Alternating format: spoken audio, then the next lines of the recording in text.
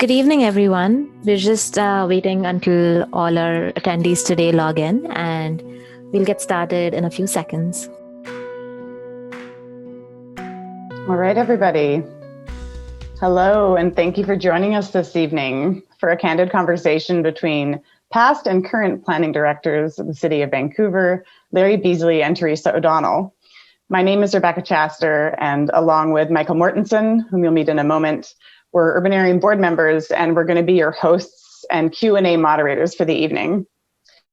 We'd like to acknowledge also that this event is taking place on the unceded, ancestral, and traditional territories of the Musqueam, Squamish, and Tsleil-Waututh nations. And that stretches from where I am currently sitting on the north side of Burrard Inlet, also known as North Vancouver, down to where Larry and Theresa sit now near the Fraser River, South Vancouver, or anywhere you may be in between or beyond in other nations' territories. So Urbanarium is a nonprofit, multidisciplinary organization, and we have a regional lens on urban issues within Metro Vancouver. We're run by a volunteer board, which Michael and I are members of. We've been around for over 30 years. You might know us from the last time we hosted this event a few years ago, or our Missing Middle Design competition, or our Oxford-style debates at Robson Square downtown when we used to be able to host those in person. But really, we're just a bunch of urban nerds, planners, architects, landscape architects, developers interested in better cities and in developing programming to that end. So this City Talk is actually a bit of a tradition for us. We last hosted it back in 2016 with then incoming planning director Gil Kelly. We were downtown at the Playhouse Theatre. We had over 500 people in the audience. And you don't know it, but tonight there's almost that number in the virtual audience. We're really excited and honored to have Theresa agree to join us in her first few weeks on the job. And of course, who better to pepper her with questions than Larry Beasley, who held the same role for many, many years, as you all know. So schedule for the evening. After interviewing our speakers, we're going to have Larry and Theresa in conversation for between 45 and 50 minutes. But after that, we really want to hear from you. So the last chunk of the evening, 20 to 30 minutes, is going to be for audience Q&A. So as the questions come to you, don't wait till the end. Pop them into the Q&A section at the bottom of your screen. You should have an icon, and they'll come to Michael and myself, and we'll moderate that portion of the evening. So I'm going to pass it off to Michael now to do some further introductions. Thanks, Rebecca, and thank you all for sharing your evening, a beautiful evening in Vancouver and elsewhere. And I guess our audience could be anywhere in Canada, anywhere in the world right now. So thank you for sharing your time.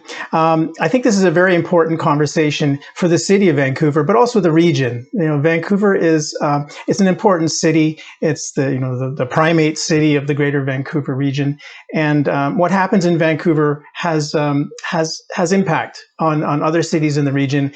And frankly, globally, you know, a lot of people look to Vancouver for leadership in planning and urban development. And I think we've got a great session today with Theresa O'Donnell as our new General Manager, Director of Planning, and long job title, and of course Larry Beasley. You know, I think for an incoming Director of Planning, you know, the first 90 days is super important. There's a book by Michael Watkins called The First 90 Days. And so we're very interested to hear from Theresa and her vision for the city. And as Rebecca said, no better person, I think, to interview Theresa than Larry. They have a long working relationship going as far back into Theresa's career in Dallas and other places. And I think, you know, it's going to be a very interesting talk. You know, for the Director of Planning is a very important role in a city, but that function exists in the context of three moving parts. You know, I think political leadership. You know, you really want to have political consensus around what direction should the city go. So if you have an effective political leadership, an effective planning bureaucracy, in the good sense of the word, where you've got innovative urban planners, professionals with institutional memory and experience, that's the ideal setup. And then an engaged, involved public capable of listening to and sharing interests. rather than just positions. So that's the ideal setup, but not everything in this world is ideal. So everyone lands in a job, and things are in different places and different motions. So I think it's going to be a great conversation, and really encourage people to send questions into the Q&A, because Rebecca and I will pick those up and pepper our speakers with the questions. So introducing Larry Beasley. Larry is a senior Canadian city planner, urban designer, teacher, author, mentor, my former boss when I worked at the city. He's the reason I actually got into planning and urban development. I served on the development permit board, and Larry and Rick Scobie headhunted me to work for the city. So I thank him for that. He's a distinguished practice professor of planning at the University of British Columbia, the founding principal of Beasley and Associates, a firm that he's been running for many years since leaving the city. Among many appointments, he sits on the boards of TransLink in Metro Vancouver, the National Capital Commission in Ottawa, the Green Line Transit Project in Calgary, and the International Economic Advisory Board in Rotterdam. Working in cities around the world, Larry's completed transformative urban planning assignments in Abu Dhabi, Moscow, Dallas, Scandinavia, and all across Canada. He's authored 2 popular books, Eco Design for Cities and Suburbs, and laterally a great book called Vancouverism. And he teaches extensively, and his online course has got worldwide reach. Larry's received several honorary doctorates, as well as the Kevin Lynch Prize from MIT and the Queen Elizabeth Diamond Jubilee Medal. Larry is a member of the Order of Canada. So with that, I'm very pleased to introduce Larry Beasley as our chief moderator, question giver. And I think before that happens, I'm actually going to read Theresa's bio as well, so we'll have them both together. So Theresa O'Donnell was appointed to the position of General Manager of Planning, Urban Design and Sustainability, there's your mouthful, in April of this year at the City of Vancouver. So before being promoted to that role, Theresa served as a Deputy General Manager with a focus on current planning for the 2 years previous. She spent most of her professional career in public service at the local government level in the field of urban planning and development, as well as city administration. She has an undergrad degree in landscape architecture and a master's degree in public administration.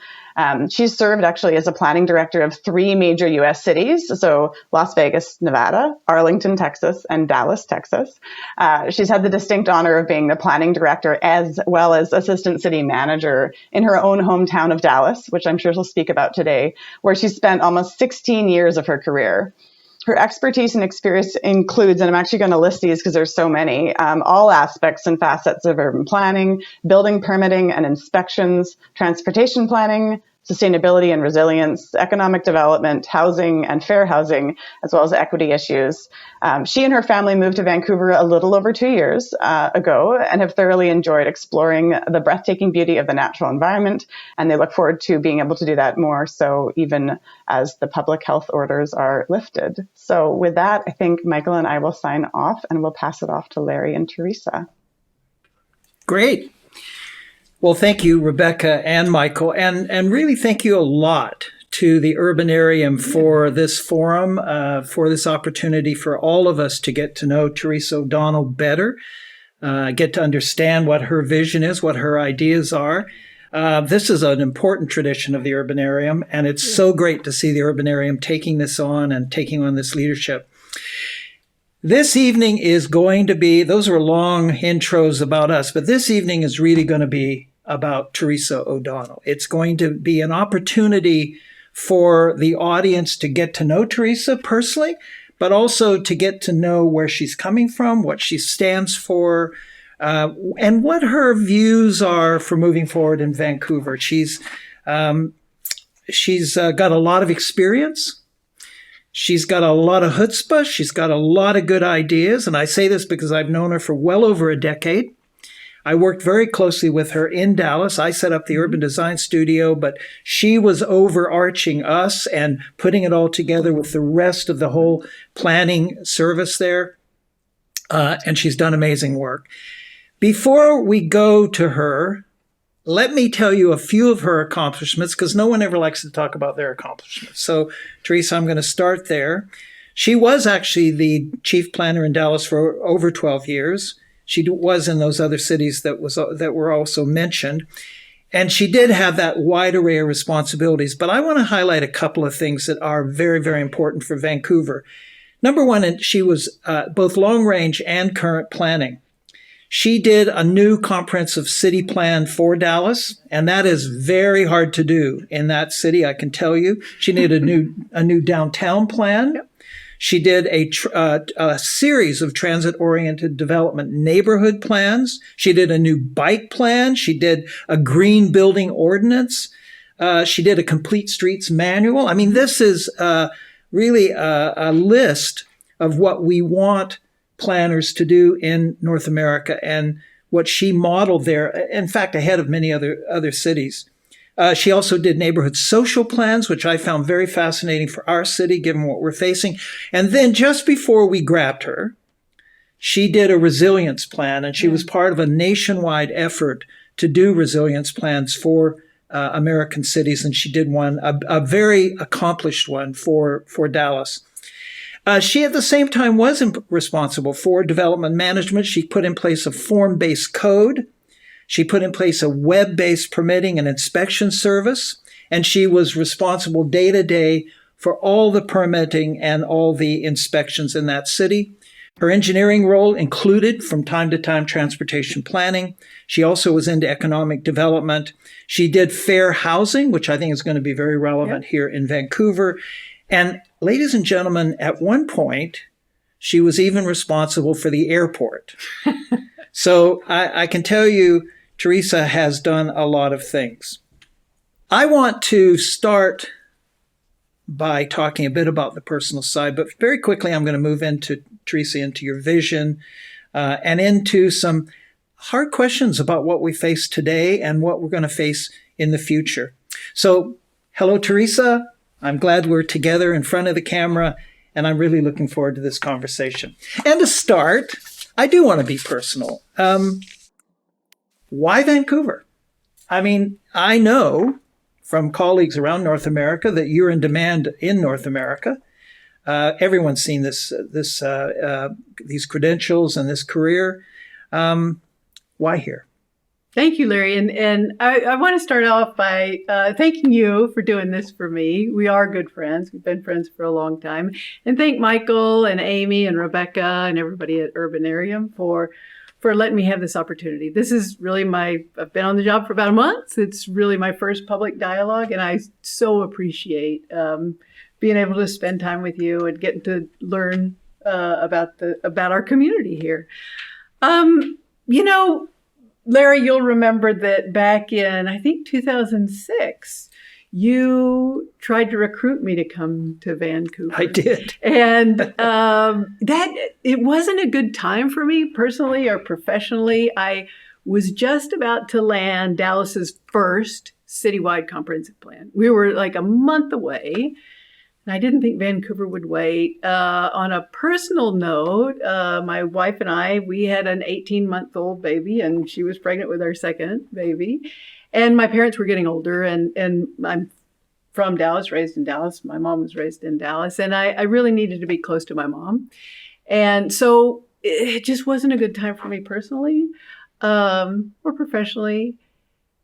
And so I knew it was a good decision.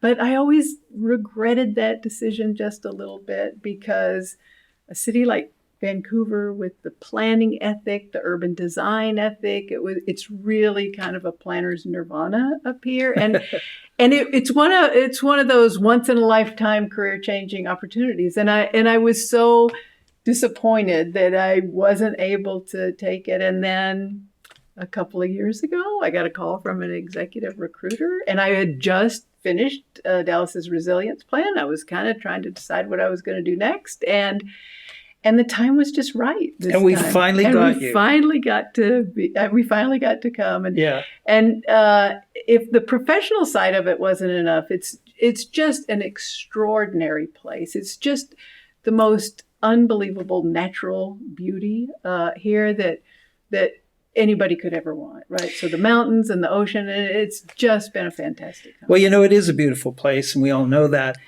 But I know, in addition to being a consummate professional, you're also a very family-oriented person. You're a parent. How'd your family take to this move? How'd your wife take to this move? Coming to a new country, coming to a new city. It's been great. We were here the first year, and then we've been here 2 years, and then COVID shut everything down. But that first year, we were all over Vancouver and BC and over in the island. We went skiing up at Whistler, and then we found out we couldn't afford Whistler, so we went skiing in Sun Peaks and the North Shore Mountains. We did whitewater rafting up in the Okanagan, up at the Untitled River. We did some glamping. We went over to the island. We tried some surfing in Tofino. We explored Victoria. We've just had a marvelous time. And then COVID came and shut things down, but we're excited to get back out there as the provincial health orders kind of safely open back up. Yep. So we've had a marvelous time. It's been amazing. So before we go into the harder stuff, is there any one thing that you'd like people to know about you or about you and your family, or something you'd like to leave that's more personal than what we'll be talking about for the rest of the evening? So Larry, I thought about that question for a lot, and I know you're going to ask me some tough questions later. So I gave this a lot of thought.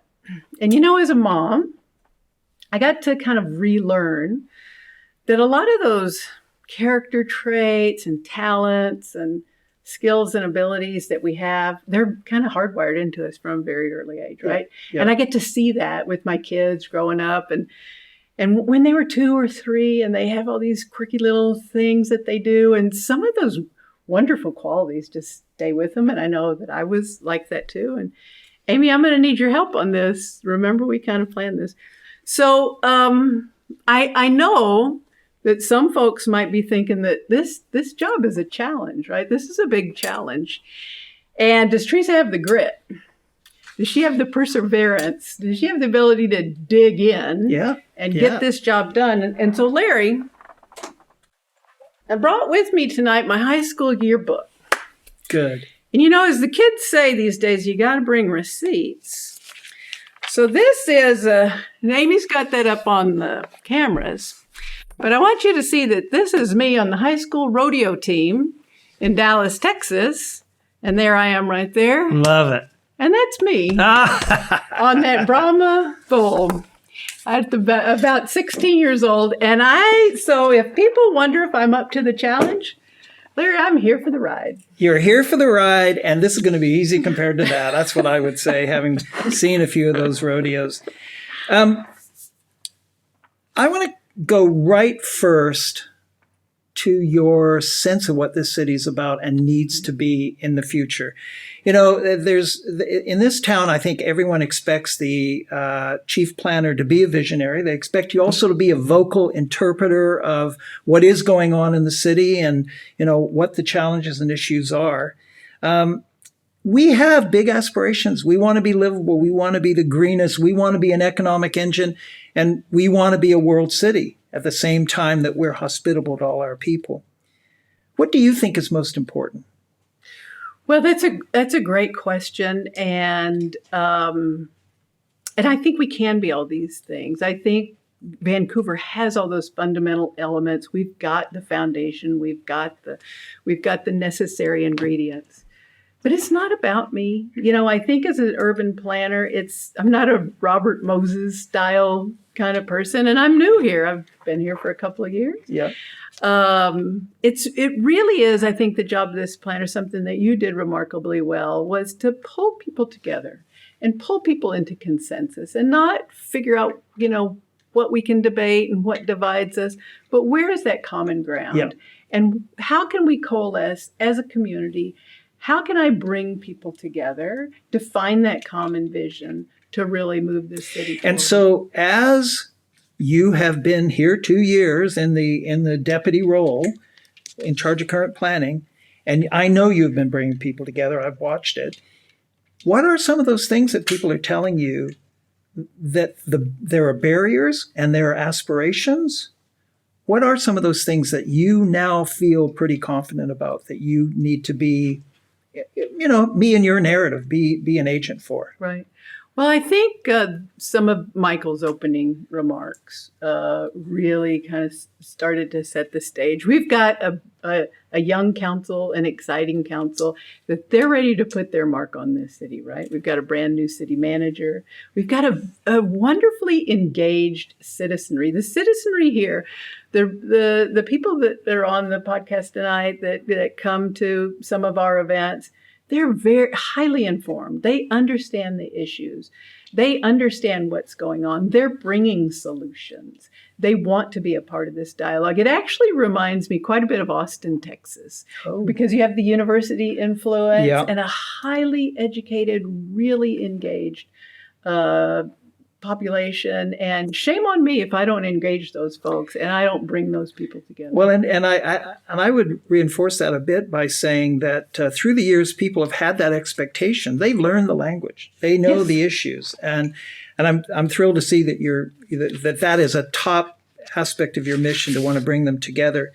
But Larry, one of our barriers, and I'll kind of give you this is, and I think one of the impediments is straightening this kind of policy, the policy out, right? Yeah, and what she's showing me is a kind of a chart for how plans and policies and all guidelines and everything all kind of fit together here.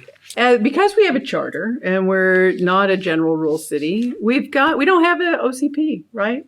Yep. But instead we have 14 ODPs. We've got 97 zoning districts. We've got 67 district schedules. We've got 750 and counting CD1s.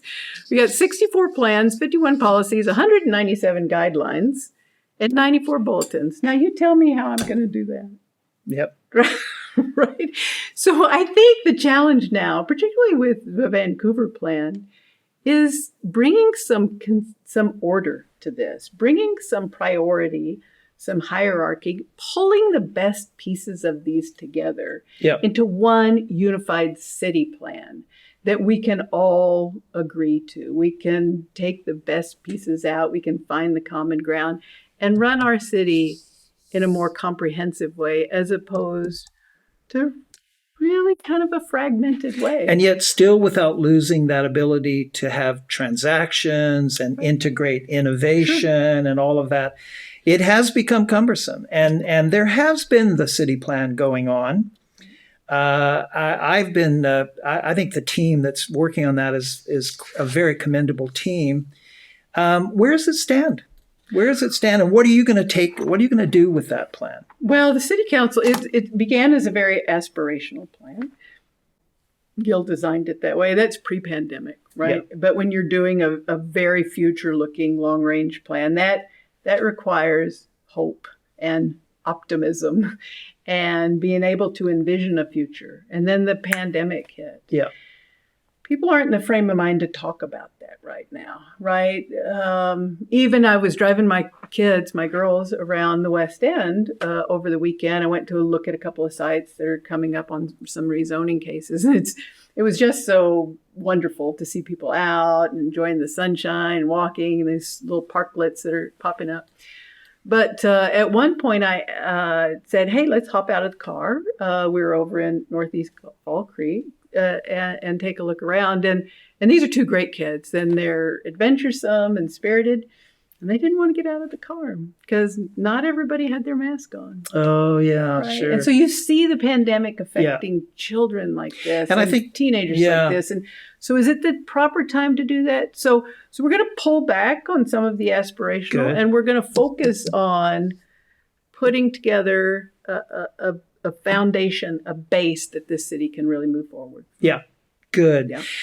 That gets us right into Michael said 90 days. I'm going to say 100 days. There's some things that need to be really attacked right away, I would say. Okay. And I want to test a few of those things with you. One of those is the city plan. And I hear you saying that you're, in a sense, reconceptualizing that process. Mm-hmm. And I hope really enhancing that outreach, which is so important. Yes. I do notice, in addition, that new things are coming on and they need to shake down a bit so we can see, like home-based work and things like that, so we can see what they're going to come to. The other one that is right at the forefront right now is the Broadway planning and the station area planning. Where's that stand? Broadway's in good shape. We've done some basics. The team is working right now and doing some economic testing of some different schemes. We know what the residents want. We know what the development community is signaling. We know what the province is expecting in terms of they're making this major investment in the Broadway line, and they want to see a commensurate level of density. And so we're on for that. And we've just, I think last week, we signed the contracts with Coriolis to start to do the economic testings because it's one of these, how do we pay for it, right? Yeah. Because we want a great street. We want a sparkling public realm where people, because we've learned through COVID how important that is, how important that public space is for folks to be able to get out. We want a lot of rental housing. We want a bunch of different amenities. And so we're doing some financial testing, and then we'll be ready to go. I think we're going to brief the council in July, and then we'll be ready to go out with some suggested heights and densities. Is it going far enough? Is it doing what it needs to do? Are you finding that balance between, say, citizens' expectations and the economic demands that come with that kind of densification? Yeah, I think we'll hit that balance. I absolutely do. Now, the thing that's always a worry here is just the cost of the infrastructure and the development, right? And the capacity. Our infrastructure is woefully undersized in many, many parts of the city, and not just water and sewer, but stormwater and a number of different things.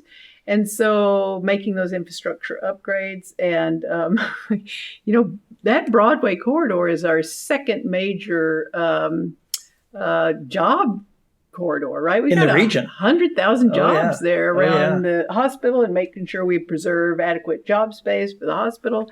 And boy, you just can't really get one more person on one more bus down Broadway, so it's not coming soon enough. And so placemaking is going to be just as important as managing the crowds and all of that. I want to shift to an issue that's a very big issue, and I want to deal with it right up front. I think a lot of people in the know understand that the staff at City Hall, in the planning department, in the development management groups are good staff, and they're working hard. Having said that, I think we all know that there have been a lot of criticisms in recent times about the process, about getting things done. People saying, are we overwhelmed? Why are things so slow? Are they cumbersome? There's confusions. Francis Bueller wrote some articles about laneway housing and things like that. What's your diagnosis? Is there a problem there, or not? Is there a problem? Are there problems there? Yes. Yeah. What are you going to do about it? I mean, you have been in charge of current planning. Perhaps you weren't able to do all the things you wanted to do, but now you can. You're in charge. Right. Yeah. What's there? What's going on? Well, not only me, but this is, I'm absolutely committed to making my second big challenge. I think first is resetting the Vancouver plan in line with the council direction. I need to say that was the council's very clear direction to the staff back in March. The second thing is the operational efficiency and effectiveness of my department, and jointly with building development and permits, right? And so, this is Paul Mokry, our new city manager. He is one of his very top priorities. In fact, he has put together a staff task force between planning and DBL, and we meet almost every week to look through these different processes and programs and policies to see how we can streamline. And he's taking a very ambitious presentation to the City Council next week. And we're making some bold suggestions. Now, I noticed that a person who commented in Francis's column today thought they weren't quite bold enough, but they're pretty bold for this city, right? Just give us a couple of the ideas that you hope will change things. One of the things that we've suggested here, we've got a backlog of 600, 700 low-density single-family permits that are clogged and cannot get through the system. Because we were a front counter kind of operation, right? COVID came, we had to shut down. We had to switch to electronic plan review, which I'd done in Dallas many, many years ago. So I'm glad we made that switch. So we're now do electronic plan submittal and electronic plan review. So but But that was hard to come online during COVID and make that transition. We've made the transition. But we still have this backlog of permits that we have to get through, right? So one of the things that we're proposing is to temporarily eliminate the conditionality on low-density residential permits. You know, as a planner in this region for a long, long time, that it's the Local Government Act here. You can't require, it's not lawful to require a development permit for a single family home, but in Vancouver we do. Yep. And just that conditionality doubles the review time. So if we temporarily suspended conditionality in some of these RT and RS neighborhoods, it cuts my review time in half, and I can move some of those permits more So quickly. then you can also take those staff and I guess put them where you do need the review, where you do need the conditionality to be built into the higher density stuff and stuff that's interacting with single family communities and livability issues and that. Is that the idea? Yes, and we'll do the basic review, height, setbacks, roof, form of development. But the other conditionality we will waive temporarily. We'll ask council for those permissions next week. Okay. So what about the social housing side? There's also been some anxiety that, these highly needed social housing and not just social housing, but affordable rental housing things are tied up. Have you got solutions that you have in mind for those? Yes, we're working with Dan Garrison, who is brilliant, by the way. I've never met anybody that understands the housing problem better than Dan does. And we'll be rolling out a series of recommendations. But we have the temporary modular housing program that the planning director has the authority to waive just about everything we need to get those things up and permitted as quickly as possible.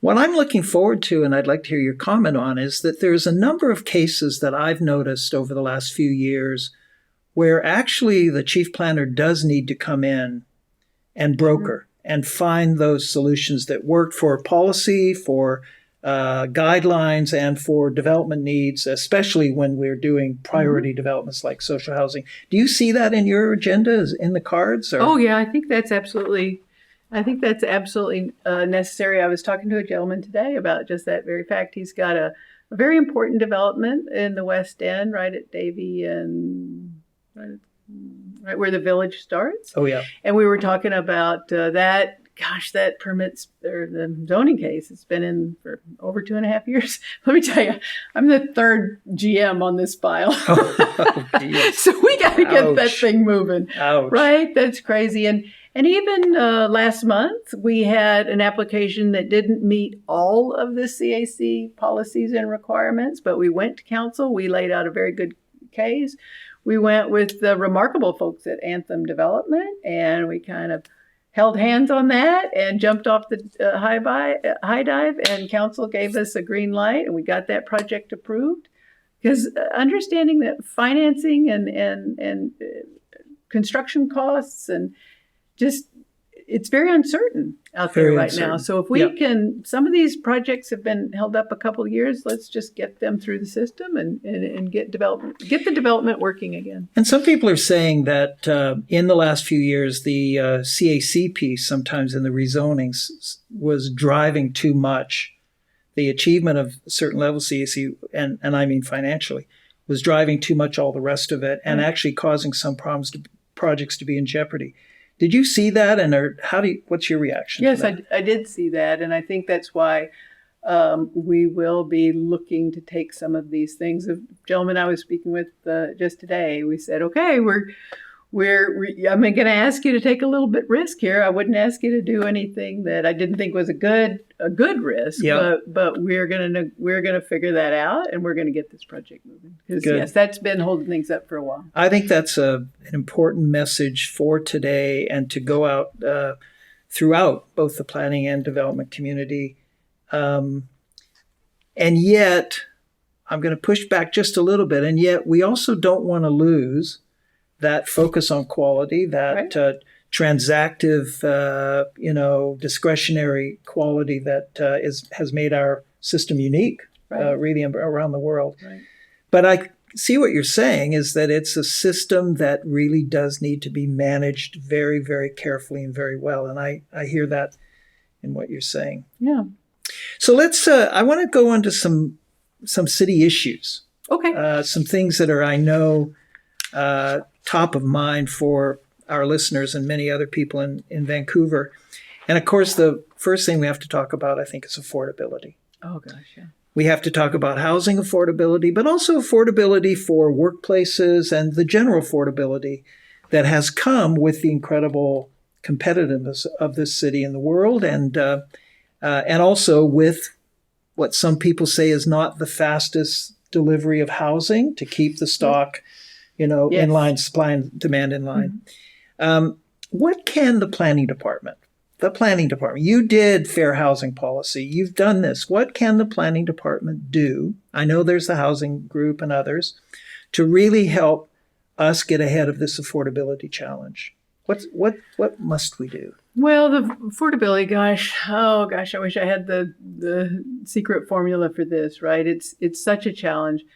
Right now, Vancouver is second only to Hong Kong with the highest cost of living, and certainly in North America and perhaps the world. And there are a lot of influences out there that aren't local. They're at the provincial level, the federal level, the monetary, what's going on in our monetary system. And so that's a very tricky one. But I know right now the average home in Vancouver is 12 times what the average income person in Vancouver can afford, and that's we got to do better than that, right? So we have to be thinking out of the box, and it's not just a couple extra stories in C2. We really have to be thinking about our entire land area and what are we doing with that land area, and a whole different level of strategies. In the United States, it's always, in Dallas particularly, we had a move to opportunity strategy, because we didn't want folks concentrated in one small area of town. We thought, a single mom raising her kids should have the same opportunity to go to those, great neighborhoods and beaches and schools and rec centers in any part of town and live close to those, as opposed to just one concentrated area. So we have to look at the diversity of our housing stock, and we've got over half of our land is low density RTRS. Over half of our land is low density. And how do we free up some of those neighborhoods so folks have an opportunity to live in some of the great neighborhoods in Vancouver? Yep. So part of it is a question just of supply as compared to demand. And I hear you saying you're going to be looking, I suppose that must be through city plan as well as elsewhere, to different opportunities to begin to open up supply. The other side has to do with incentives and facilitation of more secure housing. Right. A number of people have been saying that the middle income sector now needs as much of a strategy as the low income sector used to be in my time. So that your time is more about maybe the middle income security. Right. Are there things in the regulatory framework that can be done to really help to secure that middle income piece as well as the low income piece? Well, I think so. And when you and I may have bought our first house, there was a housing ladder, right? And you could get on that ladder on a pretty low rung. You could buy your home. My first home, I paid $68,000 for it, right? Yeah. And I spent about 8 or 9 years in that house, and that gave me enough equity to go to a $250,000 house, right? And you were able to get on that housing ladder.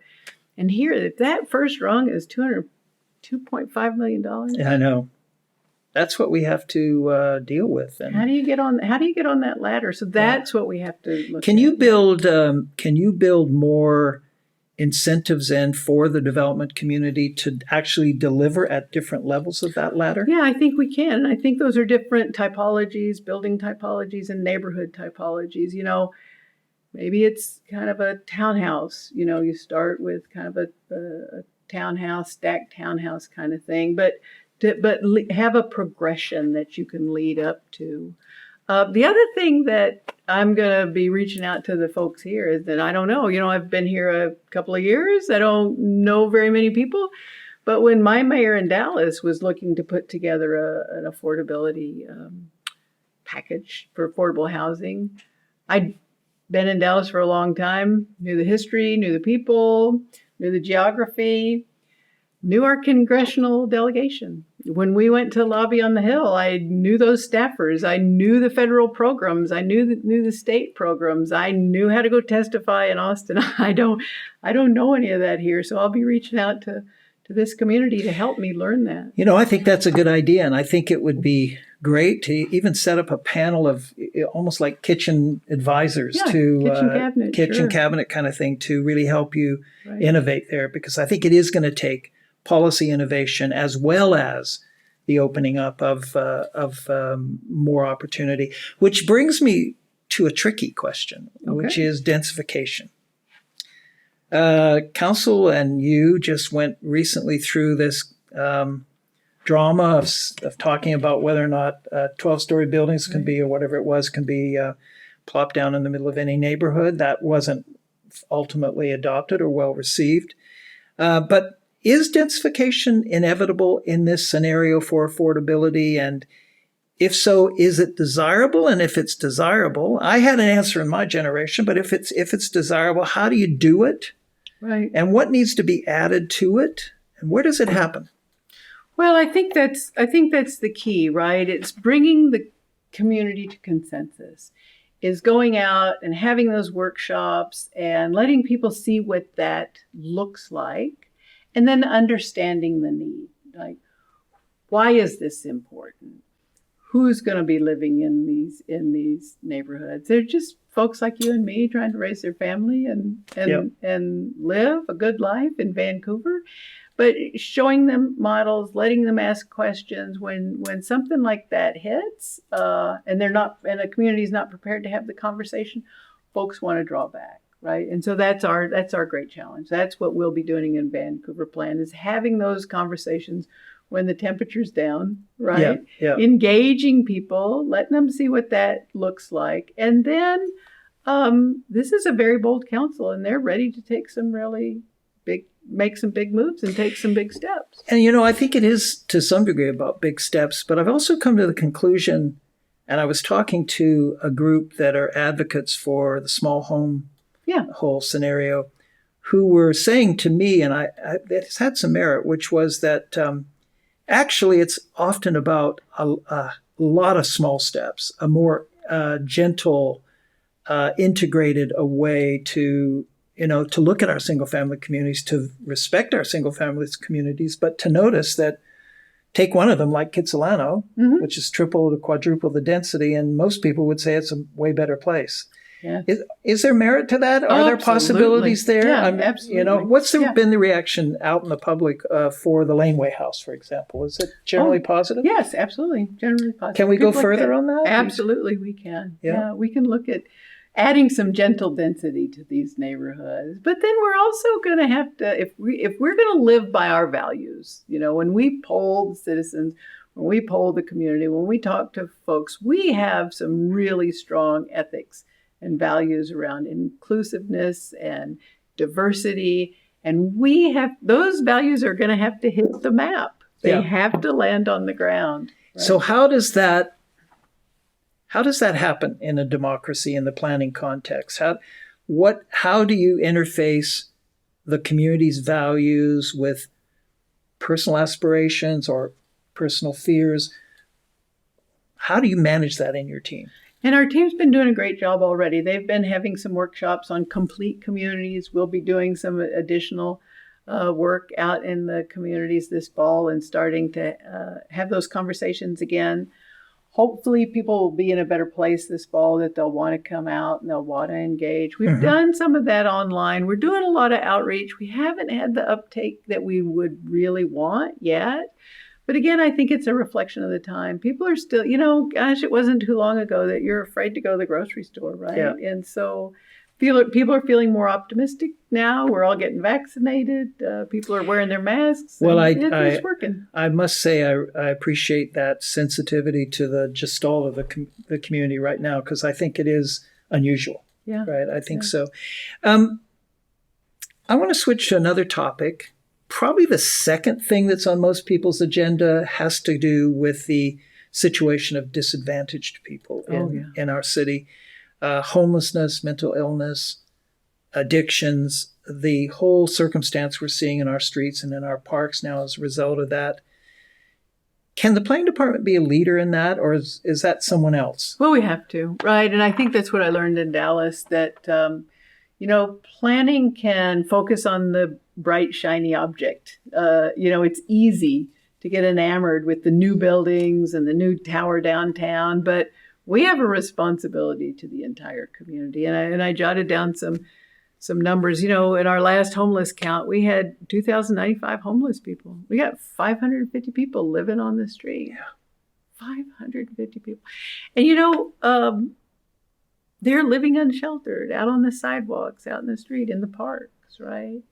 And how do we take care of those folks? We've got some rapid recovery. The province has given us money to buy these old hotels and motels, and that's certainly a solution. Temporary modular housing is going to be a solution, but we've got to find ways to shelter these people and get them the resources they need and be compassionate. I think COVID has exposed a lot of these weaknesses and these vulnerabilities that we knew were there, but they're certainly so much more pronounced now. And that goes hand in hand with the opioid crisis. And, I think we had more deaths last year than ever before, over 1,700. We had more opioid deaths than homicides, suicides, and auto collisions combined. It was up 74%. Is this something you're going to do? Is there a task force you can put together? It just seems to me, having been in your shoes along with Ann McAfee, my forever colleague, that you have to have a plan for that. You have to build a strategy for that. Is that on your agenda? Yes, and this mayor and city council are showing tremendous leadership on these issues, and they talk about it, and we're working through that. But again, it's partnerships, right? It's our partnership with Vancouver Coastal Health and its partnerships, because these aren't easy problems to solve. No, they're not. These aren't easy problems to solve. But all these things, they kind of land on the ground. And of course, homelessness is the extreme of the housing affordability crisis, right? That's the very extreme, and it transitions up from there. So we have to have a strategy for all of it. And in other work I'm doing, I see that this also means some reforms at the provincial and other levels of how people with mental illnesses and people with addictions are not supported, and maybe they need to be supported in a more tailored way. Right. But in the housing piece, I think it does come back to the planning department and your ability to say to any government, bring us people and we will find a way to house them. Mm-hmm. I like some of the different ideas that you've been talking about, and I hope more of those ideas will come as you talk more and more with people about this. Yep. There is one group right now that is doing seemingly the impossible, and that is that they are coming forward with whole new neighborhood propositions. The Indigenous community, for the first time in modern history, have formed partnerships, wonderful partnerships, and they're starting to put together schemes that are huge. And they are delivering seemingly amazing, haven't yet, but will deliver amazing amounts of housing. The planning department seems to be quite passive in that. What is the role of the planning department, given that, of course, First Nations do have distinct rights, and we have to honor and respect those? But what is the role to reconcile with those rights the other concerns of citizens and making communities that look at Sanok? It's a fantastic proposal. Making sure it fits nicely in with everything else that's going on is just one example of just what I think is just a new way of looking at things. What is the role of the planning department? Gosh, I'm so glad you brought that up, because if there were one new thing that I got to learn and be involved with in Vancouver, it's that. It's engaging with the First Nations. And I'm only a month into this role, right? So, but that has been such a new experience for me. And I am so excited about that partnership and how we can support and what we can do and what information we can bring and how we can ensure they're successful and how to knit those developments into the existing urban fabric. I think that's got to be probably the most exciting new challenge that I've had since I've gotten here. I'm so happy to. It is. I'm just scratching the surface. I'm just getting to meet those folks and have conversations and understand the history and the context. And it's something I never got to experience in Dallas. And so it's been just an adventure. And I got to tell you, that is really, really exciting part of my job. I must say it's one of the things I'm kind of jealous of that you have facing you, because it's something I've just found totally fascinating. And what I find interesting is that our attitude as planners have to change from a sense of custodianship to quote unquote, managed development to kind of a partnership with another government to coordinate what's best for a whole community, including the people that are governed in that particular government, that being one or several of the First Nations. Yeah. How, are you starting conversations? I'm just had a couple of very short introductory conversations, and they couldn't have been more welcoming and warm and gracious and kind of giving the new kid on the block an opportunity. So I'm just really enthusiastic and optimistic. Well, on the positive side, I've met some of the most innovative people recently in those communities, and they're really there, working for their community.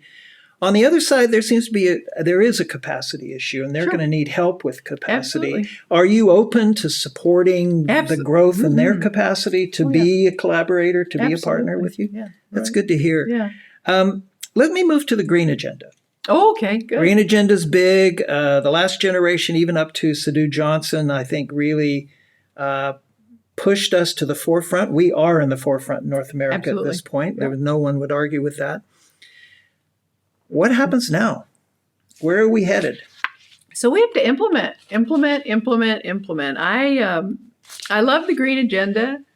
I did a lot of green work in Dallas. Yes, I know that. I was very fortunate at the time. I think it was in 2008. I'm not sure when it was. I think it was in 2008. I was lucky to have a mayor by the name of Tom Leppert. Yep. And you knew Tom? Yeah, you knew Tom, right? Mm-hmm. He brought you down to do some stuff. I think it was 2008, and he was a brilliant man and had retired early from being the CEO of Turner Construction. At the time of his retirement, Turner Construction was the largest construction company in the world. Right? He's he wanted to be the greenest mayor in Dallas, in the United States, right? And he wanted to be greener than Chicago. And so he pulled me into his office one day and said, we're gonna do this, O'Donnell. And I was like, okay, Mayor, I'm your girl.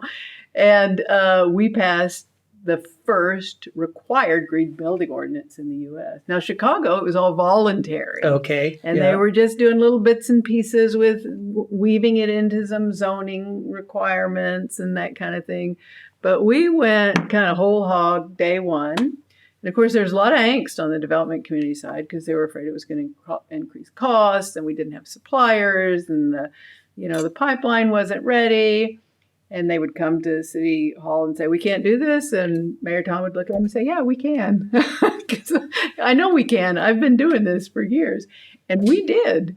And so, so this is really exciting to me because we're in the vanguard here. Yep. But we have to implement these policies. We have to implement these plans. We can't just, pay lip service to them. We've got to put them in the books. Well, I must say, I think that is where the action is. Yep. If Sadhu Johnson and others put the agenda together, you keep looking at the performance and you say, well, now it's time to move to making it happen. And I hear what you're saying. We have adjusted our building code, haven't we, to be more green in terms of energy and other things. We still have work to do there, We still have work to do. Yeah.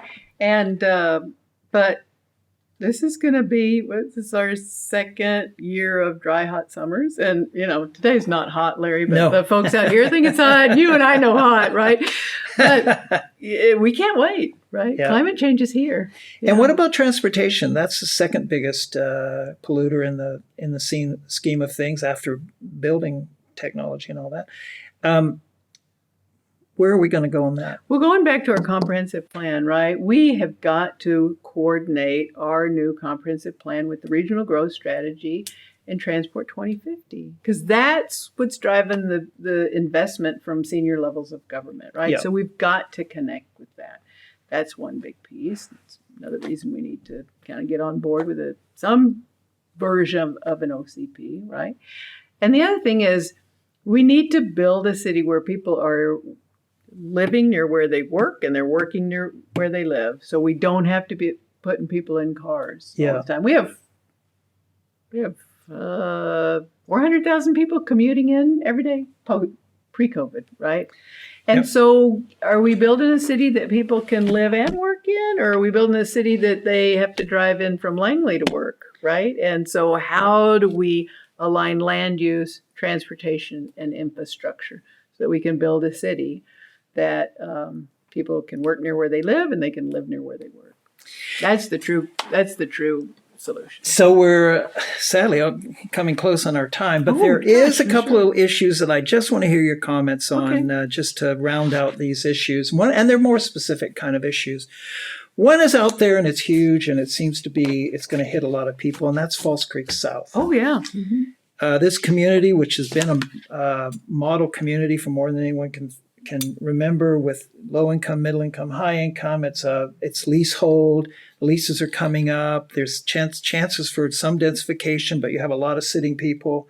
What's your attitude about that? Who's going to control that? Is it going to be the planner, or is it going to be real estate? Who's going to manage that? It's going to be the city manager's office. Yeah. Our assistant city manager, Karen Levitt, has taken that on as her project. We've been meeting and discussing and reviewing the background plans, and this is of such importance that the city manager's office will lead this. And so we are excited about Karen's new leadership in this role, and she's a woman that gets stuff done. So I'm very excited to have her. And in those meetings, what is the planner advocating? What are you talking about as a part of that? Well, I can tell you that when I first learned about that area, I decided to walk over there and see it. And gosh, there's not a lot of permeability there, right? It's an amazing little hidden gem, right? But it's a hidden gem, right? And there's not permeability. It doesn't connect to the rest of the city.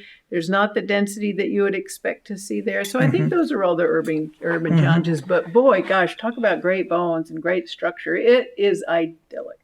It is just a marvelous little community. Cameron Gray, just a few days ago, sent a note to council where he argued for two things. On the one hand, that there could be some intensification in the infill, but to keep the scale down. Do you think that's right, or is this a place where we should go up?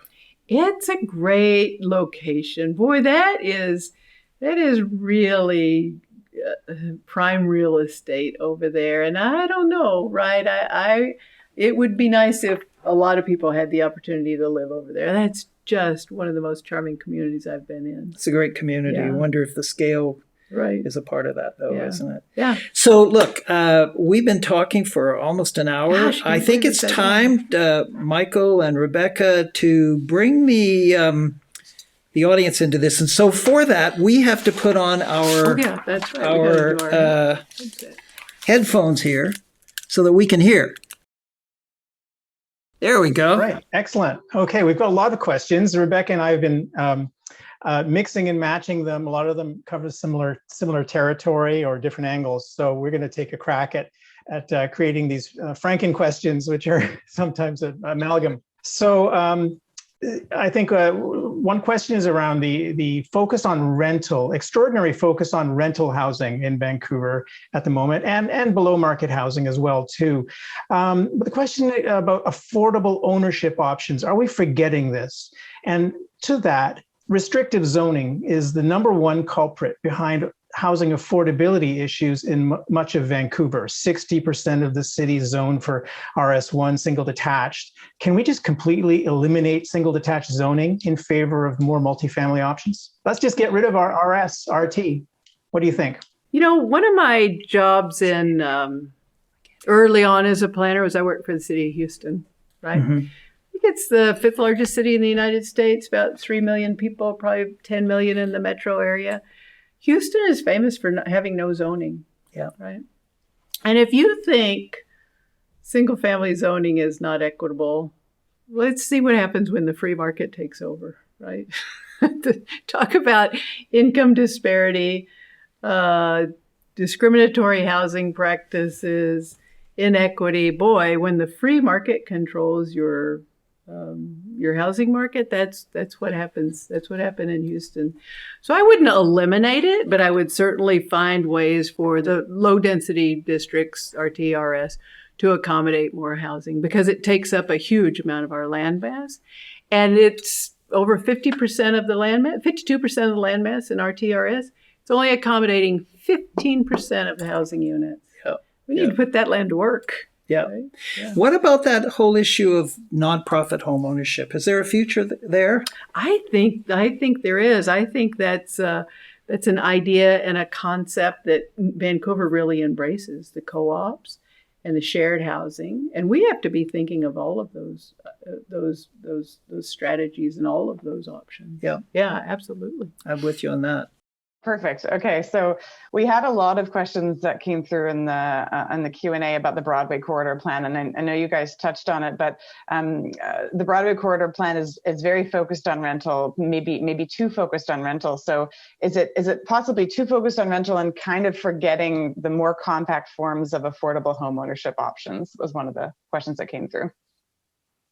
Right, and that's why we're doing the economic testing and the financial modeling to see what's appropriate. In a city where the average housing cost is 12 and a half times the area incomes, I don't think there is enough rental, right? We've got to put that supply out there because very few people can afford a home in Vancouver. Yeah. I think that's interesting, though, if I could just spin this a little further. There's where the nonprofit home ownership may be something in the middle, because I've had a lot of young people say to me, well, it's easy for you and your generation to say you could have home ownership, but we can't. Exactly. And yet nonprofit home ownership gives you a chance to build equity. Mm-hmm. Maybe there's a place in that plan for what you might call a layer absolutely of not only condos and rental and low-income housing, definitely, but maybe some nonprofit home ownership as well. What do you think about that? Oh, that's got to be part of it. And, we've got a great nonprofit sector here. Yep. Very engaged, very informed. They know exactly what works, what doesn't work. It's a really, really great community. I'd like to see that community expanded a little bit more. That's another great thing that Houston did, is they have huge capacity building programs and by the philanthropic community. Yeah. LISC and the Ford Foundation put millions and millions of dollars of building capacity in those nonprofits, co-op, those different forms, shared housing, to really make a very robust sector here. We also have a tiny group of literally nonprofit developers who are developing for their income producing needs, but not to make great, huge profits. And they're investing that back in, particularly on nonprofit sites. And maybe that can be built in as well. Absolutely. Let's go to the next question. Yeah, well, while we're on the topic of transit and the Broadway Corridor, let's talk TOD, transit-oriented design. Subway to UBC, where do you stand, Theresa? And station area plans. I think historically, Vancouver has not taken advantage of all this new rapid transit infrastructure. What happened to the station area plans for East Vancouver, Nanaimo, 29th, Renfrew, Rupert? There was supposed to be a quick action plan, but have seemingly disappeared from new work. Plus, there are a host of new stations coming as well. What do you think about that? Subway to UBC, and should we really be hammering hard on our station area plans? I gotta tell you, when post-COVID, I would ride the Cambie line in, right? And I got off at the station right there where Langara College is. Yeah. it's single-story development. I couldn't believe it, right? No, we need to be packing the density around those stationary plans for sure. And actually, I was talking to one of the community planning groups this morning just about Renfrew and Rupert and getting those station areas back online. Absolutely. Yeah, It's has to be part of it. If you add the concept of neighborhood centers, and you add the sense that at those stations could be all the things you need on a day-to-day basis, and then you say to yourself, let's maybe rethink within a 5-minute walk around there, mixed use, diversity, all the bells and whistles. There's a lot you could do there. Isn't there? Yeah, absolutely. And that was one of the things that we worked very closely in partnership with HUD and the Department of Transportation in Dallas. They actually gave us about $5 million to do stationary plannings around all the DART stations. But then HUD and DOT also came back with infrastructure money to help us and seed money in Dallas. Financing wasn't a big problem, but we did have some mezzanine financing, some that we needed to take care of. And so they came back, they gave us a lot of money to help catalyze those particular stationaries in the southern sector of Dallas. Yeah. Those are the kind of things I don't know yet. Those are the levers I don't know about, the dials, the buttons to push, because I haven't been here long enough to understand how we create those partnerships. But I will say, and I think this questioner raises it, there are hidden opportunities in those areas. I think of the northern part of the flats, for example, 2 stations coming in there. Wow, what a great opportunity to do something different and new, eh? That'd be fantastic. Other questions? By the way, I didn't push Theresa on making her declare herself on the extension of rapid transit to UBC. But if you want to declare yourself, I think I'll wait and let my mayor weigh in on that and my city council. That's right. A month, Larry. I've been in this job a month. I mean, I'm on TransLink, and I can't say it's going to happen, but I can say that at a personal level, I'm hoping it happens. But those 150,000 people or so that are there every day have a chance. Absolutely. But that has to be reconciled with all the mayors, doesn't it? Well, and we work right there at Canby and Broadway, right? And you just see those stream of kids needing to get to school. And that was one of the first questions I had for the Broadway team is, how many people are going through and how many people are coming to, right? Yeah. Getting those kids out to UBC is very important. Yeah. Right? Rebecca or Michael, other questions? So let's talk engagement, specifically kind of COVID, but more interestingly, post-COVID. Theresa, you spoke a bit about some of the engagement you guys are doing on the city plan, maybe not as robust in terms of the responses as you'd hoped for. Obviously, public hearings have pivoted online. And so as we kind of come out of the weeds here, it's really an opportunity to maybe reconsider and enhance how we do neighborhood consultation, public hearing inputs. So what's, any ideas for the future? Do we do more online? Do we do all in person but different? Do we do some kind of combination? What's your ideal? I love the online engagement for public hearings. I think it's more equitable. I think we get a more diverse array of speakers and for open houses, right? I mean, we used to take this case that we working on for a year and a half. And if you're lucky enough to remember to show up one Thursday night in the rain at the Holiday Inn and we put your boards up, then you get to see. But this stuff that we've been doing online with Shape Your City, we're getting really great comments. And even the council meetings, right? We've got people can stay home in the comfort of their own home. They can eat dinner with their families. They can take care of chores and errands. And then they call in when the clerk buzzes them that it's their turn to speak, right? And one of the things that before COVID, I'd see these families come down and you have little kids in the back of the chambers, and they're hungry and they want to go home, but their parents really want to talk about this application. And I just think it's such a much better way to engage all segments. You must be reaching an awfully lot more people too. Mm-hmm. I noticed the numbers in work I'm doing around the world that the numbers are going up fairly dramatically through the online engagement, social media, and that. So I think it's been good for public dialogue and good for public engagement. I'm really happy about it. Any thought of putting yourself online once a week and just let anyone come and talk to you as the chief planner? Sure, I'm game for that. I think that would be a great idea to really be accessible. really good. Be happy to do that. Let's keep going. Right. We got a few Yeah, minutes so left. Vancouver's reputation internationally, and I guess Vancouver as an international city, a couple threads on that. One is the downtown east side, and I think it's seen internationally as a major failure. Do we need to revisit that plan? What would Jane Jacobs do? Would she go for homogeneity of income, class, or would she go for diversity? What will you do? And on a related topic, the waterfront plan. We've had this long-standing question of how to develop our waterfront. It's again an internationally there's a lot of international focus on the city, and it's a moment in the city's fabric where we could do something interesting. So there's two kind of they're on sort of similar sides of the city, but one an important heritage asset that's under development proposal for former development that some people feel is not the right scale context, and then on the other side of the city, a plan that's seemingly not working.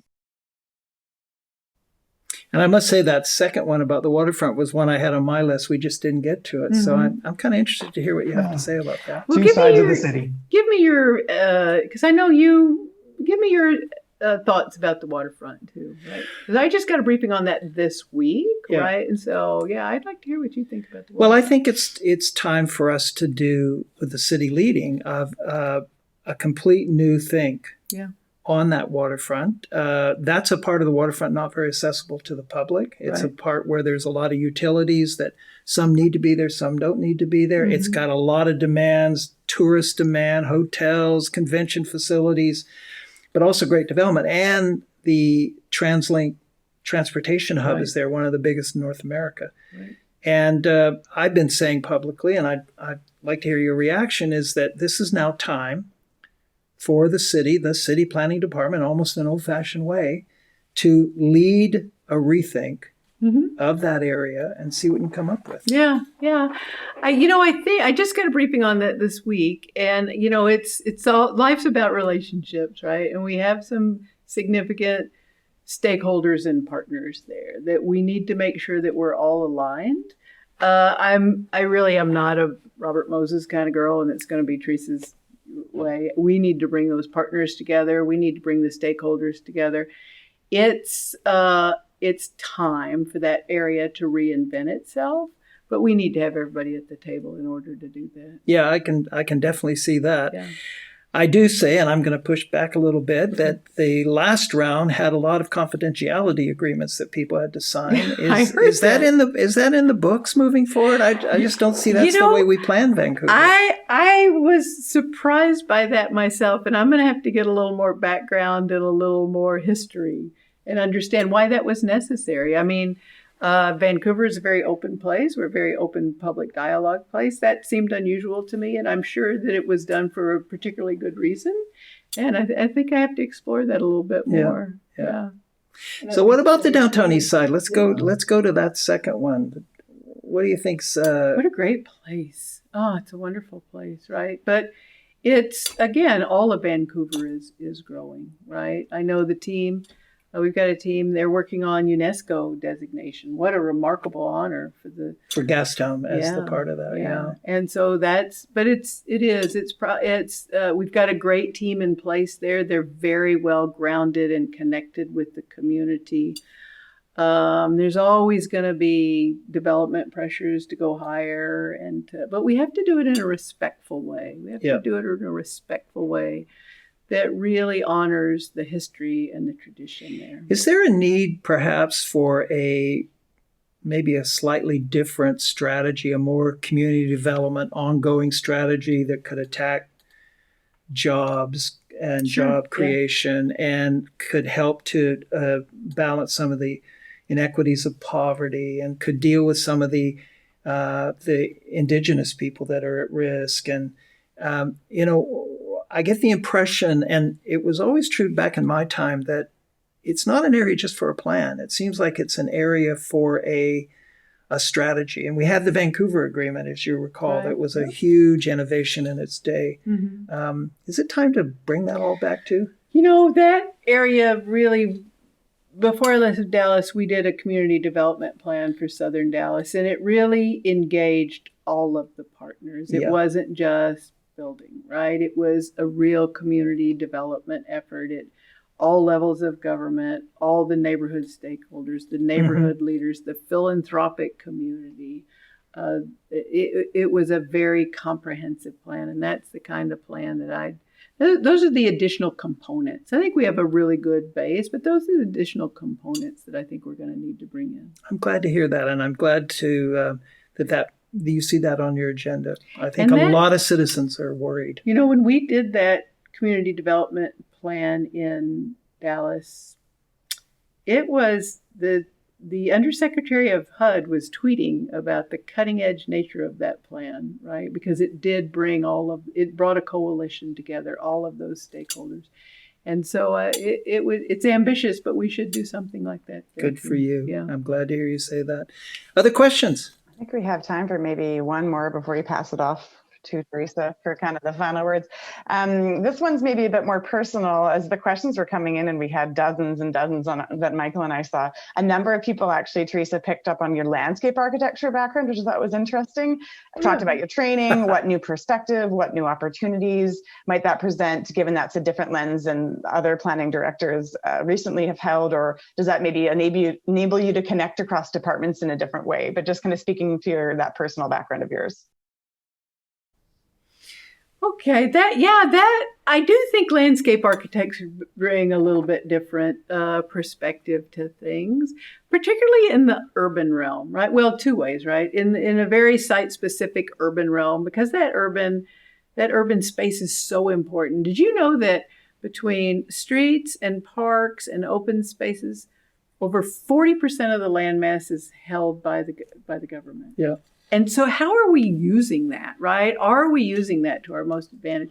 And I think we've seen that with COVID. It's, when streets were closed and people were biking and walking and having these little pop-up retail and pop-up cafes, it was just such a remarkable good use of that space, right? And now if we can just get some blueways and greenways, and one of the things that we worked on in Dallas was daylighting creeks, and introducing bioswales and bringing nature back to the city. We had a great urban forestry strategy in Dallas. We don't have one so much here. And recognizing the benefits, recognizing that those heat islands, like on the east side, where people are really suffering from intense heat, right? And how we can cool the city and reconnect with the natural environment. That'll be a major element in the Vancouver plan. Well, it's one of the things that I found from the moment I started working with you, a little different than other planners, and that is that you seem to have a more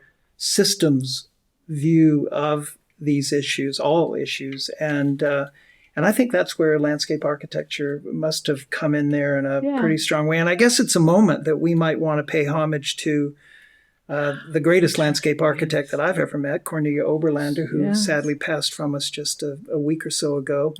Right.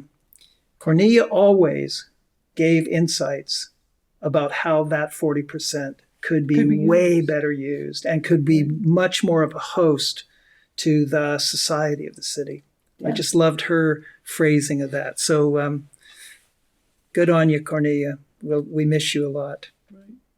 I think we're coming down to the conclusion, and I don't want there to be a conclusion that we just peter out like this. I think it's important, Theresa, that you have the very last say, that you leave for people tonight messages that, you want them to hold you accountable for as you do your job over the next year or so. This audience is not an average audience. This is a very informed audience. It's a very connected audience. And I know they're going to be watching you. So I'm going to close my part. I'm going to say thank you to the Urbanarium and your board of directors and all of the people involved. Thank you to the team that put this together, Rebecca and Michael and Amy and the whole team, for the opportunity to have a little fun with Theresa and to be able to introduce you to a person that I consider a friend and also just a great planner in our North America. So with that, Theresa, it's over to you. Thank you. Thank you so much. And I also want to thank Amy, Michael, Rebecca for inviting me. And I couldn't have had a nicer time. And so for my first introduction into Vancouver, I couldn't think of anybody I'd want to do this with more. So thank you very much for doing that. I guess what I'd like to say to the folks here is I'm new, right? And being in Dallas for so long, being raised there, I knew the people, I knew the history, I knew the geography, I knew every neighborhood leader out there, I knew the development community, I knew our congressional caucus, I knew how to get things done, right? I don't have that here. I don't have that Rolodex. I don't have that history, right? And I knew which universities would help me do research and analysis. I knew the philanthropic community. I don't have any of that here.